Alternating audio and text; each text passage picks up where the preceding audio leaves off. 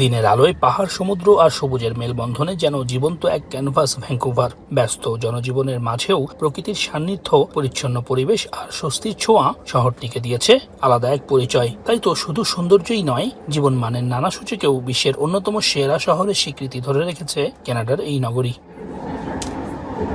তবে পশ্চিমের শহর ভ্যাঙ্কুভার জায়গা ধরে রাখলেও পিছিয়ে পড়েছে টরন্টো। শীর্ষ 10-এ নেই কোটি মানুষের জীবন জীবিকার এই প্রাণকেন্দ্র। বিশ্লেষকদের মতে আবাসনের লাগামহীন মূল্য, বাড়ি ভাড়া বৃদ্ধি, স্বাস্থ্যসেবায় দীর্ঘ অপেক্ষা, যানজট এবং দ্রুত জনসংখ্যা বৃদ্ধির কারণে শহরটির বসবাসযোগ্যতার মানে চাপ তৈরি হয়েছে। যারা পরিবার নিয়ে আছেন তাদের জন্য খুব কষ্টদায়ক এখানে থাকার জন্য। $3,000 কামায়, কিন্তু তারা 3,000 থেকে বেশি তাদের খরচ হয়। সুতরাং আমাদের এই সিটিটা হচ্ছে নর্থ আমেরিকার মধ্যে একটা ব্যয়বহুল সিটি। আর যারা কনস্ট্রাকশনে আমরা ছিলাম, বাড়ির দাম হাফ প্রাইস হয়ে গেছে। যে বাড়িগুলি আগে অনেক টাকা ছিল, এগুলি এখন, এবং বাড়ির কষ্ট এখন প্রায় 350 থেকে 450। তবে সূচকে পিছিয়ে পড়ায় টরন্টোর অনেক বাসিন্দার ভাষ্য, এখনও কর্মসংস্থান ও সুযোগের কেন্দ্র হলেও প্রতিদিনের জীবন আগের চেয়ে অনেক বেশি ব্যয়বহুল এবং চাপপূর্ণ হয়ে উঠছে।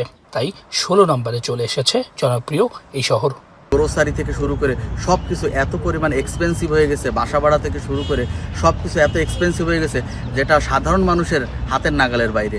স্বাস্থ্যসেবা কতটা সহজলভ্য, শিক্ষা কতটা মানসম্মত, কিংবা অবকাঠামো কতটা কার্যকর, এমন কিছু সূচকের সমন্বয়েই নির্ধারণ করা হয় সেরা শহর। ইকোনমিস্ট ইন্টেলিজেন্স ইউনিটের 2025 সালের গ্লোবাল লিভেবিলিটি ইন্ডেক্সে 173টি শহরের মধ্যে 9ম স্থানে কানাডার ভ্যাঙ্কুভার।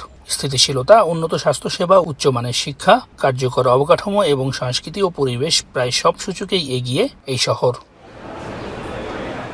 বিশেষজ্ঞদের মতে সূচক শুধু একটি ক্রম নয়, এটি যে কোনো শহরের সামগ্রিক জীবনমানের প্রতিচ্ছবি। সেই বিবেচনায় ভ্যাঙ্কুভার আবারও নিজেদের অবস্থান শক্ত করতে পেরেছে, আর টরন্টোর জন্য এটি একটি সতর্ক বার্তা। বিশ্বমানের শহর হিসেবে অবস্থান ধরে রাখতে হলে আবাসন, স্বাস্থ্যসেবা এবং অবকাঠামো খাতে আরও কার্যকর উদ্যোগ নেওয়ার দাবি।